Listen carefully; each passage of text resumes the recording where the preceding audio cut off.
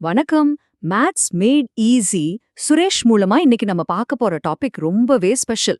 மே 5 கணித வரலாற்றுல இது ஒரு பொன்னான நாள்னு சொல்லலாம். ஒரு கோல்டன் டே. அதுக்கு என்ன காரணம்னு யோசிக்கிறீங்களா? வாங்க, இன்னைக்கு நாம இத பத்தி ரொம்ப இன்ட்ரெஸ்டிங்கா அலச போறோம். நீங்க வரலாற்றுல கொஞ்சம் பின்னோக்கி பாத்தீங்கன்னா, இந்த மே 5 அப்படிங்கிற ஒரே தேதியில வெவ்வேறு நூற்றாண்டுகள்ல வாழ்ந்த சில அபாரமான அறிவாளிகள் நம்ம உலகத்தையே தலைகீழா மாத்தி அமைச்சிருக்காங்க. நாம இன்னைக்கு அனுபவிக்கிற பல மாடர்ன் டெக்னாலஜிக்கு அவங்க தான் ஆணிவேர்.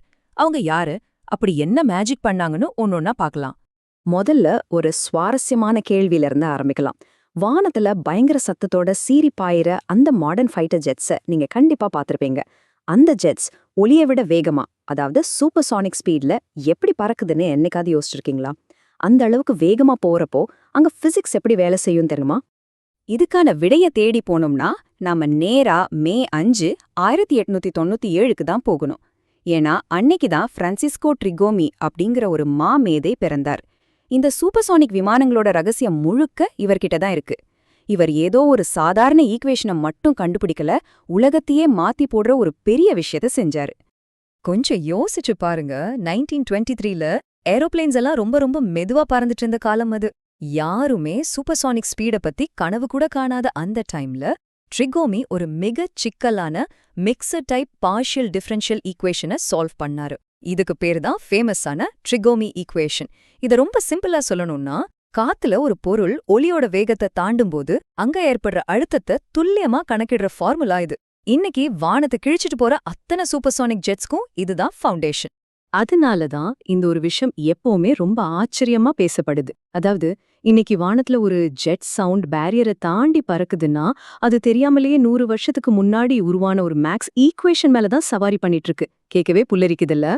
சரி, இப்ப நாம மறுபடியும் நம்ம மையப்புள்ளிக்கு வருவோம். தேதி அதே மே 5 தான். ஆனா 1897ல இருந்து நேரா 123 வருஷம் தாண்டி 2020க்கு ஒரு பெரிய ஜம்ப் பண்ண போறோம். முற்றிலும் வேறொரு நாடு. ஆனா இதை விட ஒரு பிரம்மாண்டமான ஐடியா. அது என்னன்னு பார்க்கலாம். இப்போ 2வது கேள்விக்கு வருவோம். நம்ம எல்லார் கையிலயும் ஸ்மார்ட் போன் இருக்கு, பாஸ்கோட் யூஸ் பண்றோம், ரொம்ப செக்யூரா இன்டர்நெட் பயன்படுத்துறோம். ஆனா இந்த கம்ப்யூட்டர்ஸும் கிரிப்டோகிராஃபி அல்காரிதம்ஸும் எப்படி சாத்தியமே இல்லாத புதிர்களை செகண்ட்ஸ்ல சால்வ் பண்ணுது? கோடிக்கணக்கான கோட்ஸ் இருந்தாலும் கம்ப்யூட்டர் எப்படி அந்த குழப்பமான பேட்டர்ன்ஸை புரிஞ்சுக்கிட்டு வேலை செய்யுதுன்னு யோசிச்சிருக்கீங்களா? இதுக்கான விடை மே 5, 2020ல இருக்கு. அன்னைக்குதான் செர்ஜி இவானோவிச் அடியன் அப்படிங்கிற ஒரு மிகச்சிறந்த கணிதவியலாளர் காலமானார். இவர் செஞ்ச அந்த அபாரமான வேலை தான் இன்னைக்கு நாம வாழ்ந்துட்டு இருக்கிற இந்த டிஜிட்டல் உலகத்தை இவ்வளவு பாதுகாப்பா வச்சிருக்கு. கம்ப்யூட்டருக்குன்னு தானா யோசிக்கிற மூளை கிடையாது இல்லையா? அதுக்கு நாம எக்ஸாக்டா ரூல்ஸ் கொடுத்தா மட்டும்தான் அதால பேட்டர்ன்ஸை கண்டுபிடிக்க முடியும். சர்ஜி அடியன் கண்டுபிடிச்ச ஆல்கரிதமிக் வேர்ட் ப்ராப்ளம் மற்றும் பர்ன்சைட் ப்ராப்ளம் சார்ந்த விஷயங்கள் தான் இதை சாத்தியமாக்குச்சு. சால்வ் பண்ணவே முடியாதுன்னு எல்லாரும் நினைச்ச அந்த முடிவில்லாத கணித தொடர்களை உடைச்சு கம்ப்யூட்டர்ஸ் எப்படி அந்த இம்பாசிபிள் பேட்டர்ன்ஸை ஈஸியா சால்வ் பண்ணலான்னு அவர் எக்ஸாக்டான ரூல்ஸை உருவாக்குனாரு. இது எவ்வளோ பெரிய விஷயம்னு உங்களுக்கு புரியுதா? இதை இப்படி சொல்லலாம், உங்க போன் செக்யூரிட்டிக்குள்ள இருக்கிற லாஜிக் ஒரு காலத்துல தீர்க்கவே முடியாதுன்னு உலகமே நினைச்ச ஒரு புதிர தீர்த்ததால உருவானதுதான். நிஜமாவே இது ஒரு பெரிய கேம் சேஞ்சர் தாங்க.